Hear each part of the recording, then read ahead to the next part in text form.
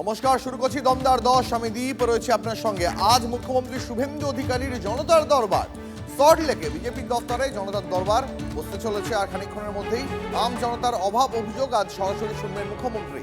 আমাদের প্রতিনিধি সুপ্রিয় সকাল থেকেই রয়েছেন সল্টলেক বিজেপি পার্টি অফিসের বাইরে।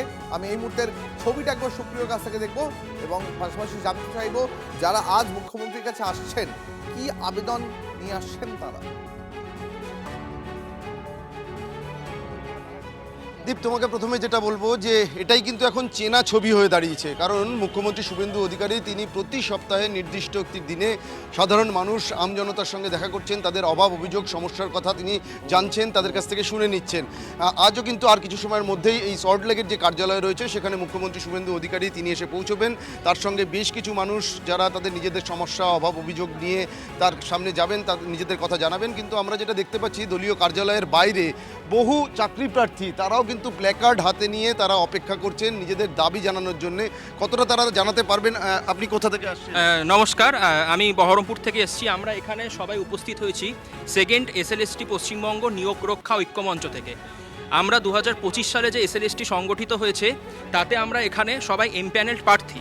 মূলত 9 থেকে 12-এর জন্যই পরীক্ষাটি সংগঠিত হয় এবং 11-12-এ অলরেডি অনেকে কাউন্সেলিং হয়ে গেছে এবং রেকমেন্ডেশন লেটার হাতে পেয়েছে।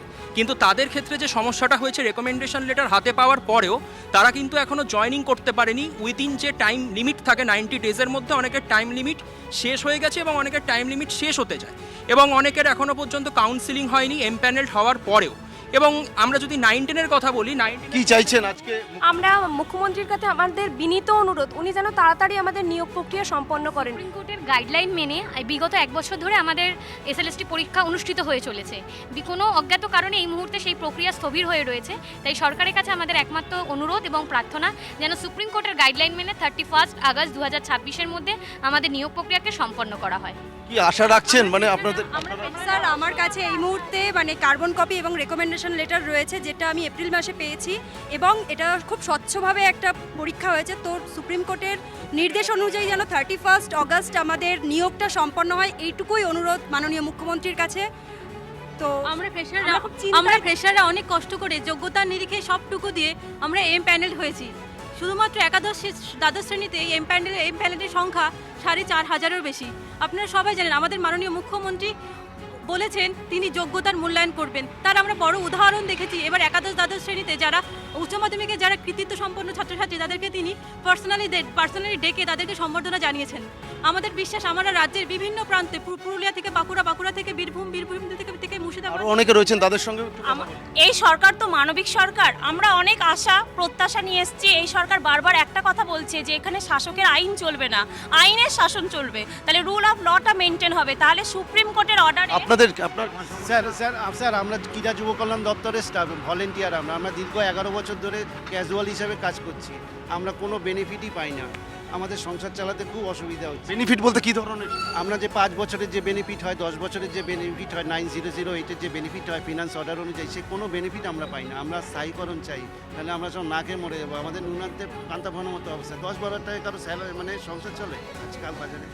দীপ, শুনতেই পাচ্ছ, একদিকে চাকরি প্রার্থীরা রয়েছেন, আবার অনেকে এমন রয়েছেন যারা কর্মরত রয়েছেন কোথাও চুক্তিভিত্তিক কর্মী হিসাবে, তাদের বিভিন্ন দাবি দাবা রয়েছে। আপনি আমরা স্যার হুগলি জলপথ দিয়ে এসেছি। আমাদের স্যার 13 বছর দিয়ে আমরা ডেলি বেজে অস্থায়ী করে কাজ করে যাচ্ছি স্যার। রয়েছি। আমরা আশা রাখবো আমাদের মুখ্যমন্ত্রী মানবিক হয়ে আমাদের দিকটা দেখবেন। 275 টাকা এখনো আমরা কাজ করছি। 13 বছর তো রোজই আমরা এখনো কাজ করছি, ডেইলি ওয়েজ। একদিনও ছুটি নেই, নো ওয়ার্ক নো পেতে আমরা আজকে 13 বছর কাজ করছি। মুখ্যমন্ত্রীর কাছে আমরা একটাই আবেদন করব যাতে আমাদের স্থায়ীকরণ করা হয়। শুনতেই পাচ্ছ দীপ, আর কিছু সময়ের মধ্যেই মুখ্যমন্ত্রী শুভেন্দু থাকবে। সুপ্রিয়া, আমাদের সঙ্গে থাকো। আমাদের আরো এক প্রতিনিধি সোমাও এই মুহূর্তে রয়েছেন আমাদের সঙ্গে বিজেপির পার্টি অফিসের সামনে থেকে।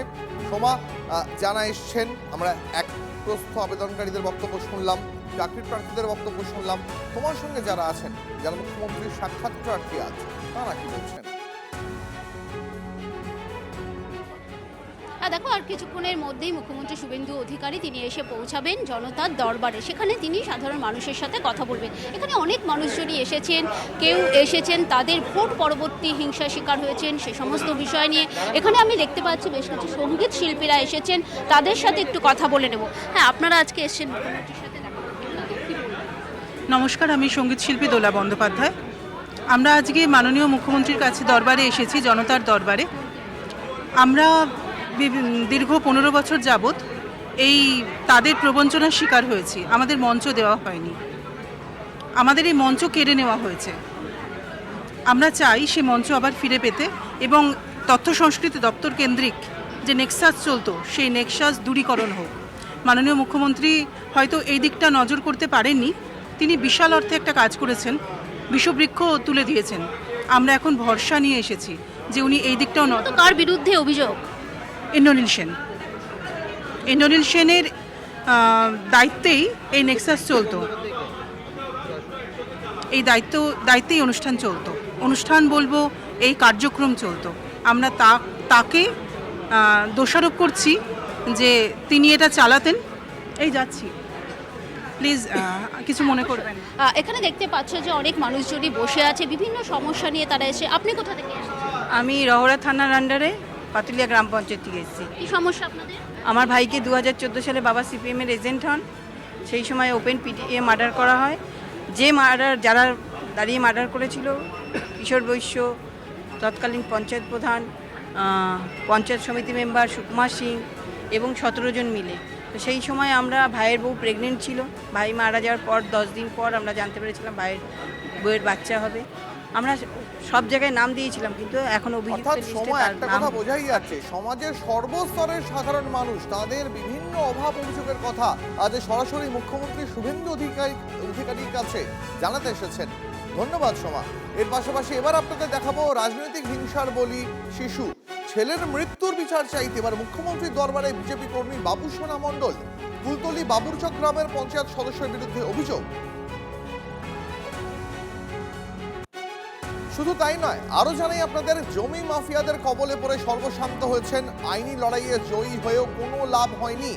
আজ জনতার দরবারে মুখ্যমন্ত্রী শুভেন্দু অধিকারীর কাছে এই মর্মে অভিযোগ জানাতে এসেছেন অশীতিপর বৃদ্ধ দম্পতি।